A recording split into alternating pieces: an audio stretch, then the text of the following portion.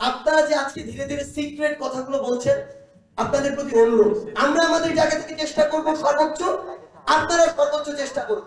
Secret গুলোকে open secret করতে হবে, ওপেন সিক্রেট গুলোকে ওপেন করতে হবে। বাংলাদেশ সেনাবাহিনীর ভিতরে যেই একটি মাত্র প্রতিষ্ঠানকে আমরা রেসপেক্টের একটি অন্যতম জায়গায় রাখি, তার ভিতরে যদি এই কলুষিত সিস্টেম গুলো চলে, সেগুলো নিয়ে এখন কথা না বললে কখন কথা বলবো? যখন এখন এই যে সরকার এসেছে, এই সরকার এসেছে জনগণের রক্তের উপরে, এই সরকার পিছনে কোনো কালো হাত নেই, কোনো এজেন্সি নেই, কোনো দেশ নেই, এটি এসেছে জনগণের রক্তের উপর দিয়ে। এরপরে যদি কেউ এরকম নতুন আরেকটি জানে না কোন সরকার আসবে, যদি এসে আবার কারো এরকম মাথার উপরে হাত নিয়ে আসে, তখন তো এই কথাগুলো বলা কষ্টকর হয়ে যাবে। তাই আপনারা আপনাদের জায়গা থেকে এই সময় যে জিনিসগুলোর অভিজ্ঞতার ভিতর দিয়ে আপনি গিয়েছেন, সেটা শুধু আপনি জানেন, আর কেউ জানেন না। এই জিনিসগুলো আমরা আমাদের জায়গা থেকে স্পষ্ট করে অনুরোধ করি, এই জিনিসগুলো আপনারা পুরো দেশের মানুষের সামনে তুলে ধরুন।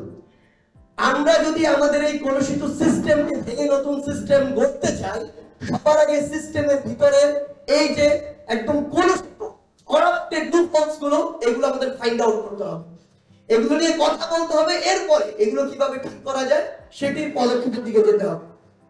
আমরা আপনাদের মাধ্যমে আমাদের জায়গা থেকে স্পষ্ট করে অন্তর্বর্তীকালীন যে সরকার রয়েছে তাদেরকে আমরা অনুরোধ করতে চাই, আপনারা যে সংস্কার কমিটির কথা বলছেন, আমরা শতভাগ এর সাথে একমত। ব্রিটিশরা সেই 47-এর পূর্বে পরেই বলি, তাদের জায়গা থেকে তখন সে আইনগুলো করেছিল দাস বানানোর জন্য।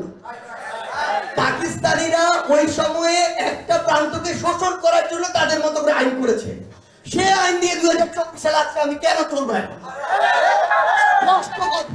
শুধুমাত্র সশস্ত্র বাহিনীতে নয়, বাংলাদেশের প্রত্যেকটি জায়গায় যে কালো হাতগুলোর কারণ, ফ্যাসিস্ট তৈরি করার কারণ, এই যে সংবিধান থেকে শুরু করে এই ফ্যাসিস্টের কালো হাতগুলো প্রত্যেকটি জায়গায় যে আইনগুলো করে রেখেছিল, সে আইনগুলো সমূলে উৎপাদন করতে হবে এবং করার জন্য উপযুক্ত সময় এটাই।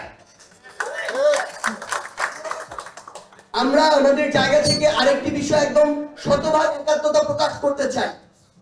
কেউ একজন গুরুত্বপূর্ণ বড় একটি পোস্টে থেকে যদি ব্যক্তিগত কিংবা গোষ্ঠীগত কিংবা এরকম লেজুর ভিত্তিক কোন দলীয় স্বার্থে কাউকে ব্যক্তিগতভাবে বিভিন্নভাবে অ্যাটাকের চিন্তা করি কিংবা চাকরিচ্যুতর চিন্তা করি কিংবা হয়রানির চিন্তা করি, এই কাজটা অনেকেই আছে, অনেকের মানসিকতা এরকম যে ক্ষমতার অপব্যবহার করার এই যে প্র্যাকটিসটা অনেকের ভিতরে আছে। তাহলে কেউ যদি এই কাজটি করে, আরেকজনের বিরুদ্ধে এরকম একটি অভিযোগ দিয়ে তাকে চাকরিচ্যুত করার মতো অবস্থা তৈরি করে ফেলে শুধুমাত্র তার হাতে ক্ষমতা আছে বলে, তাহলে আরেকটি সাইড কেন আপিল করার এই সুযোগ পাবে না?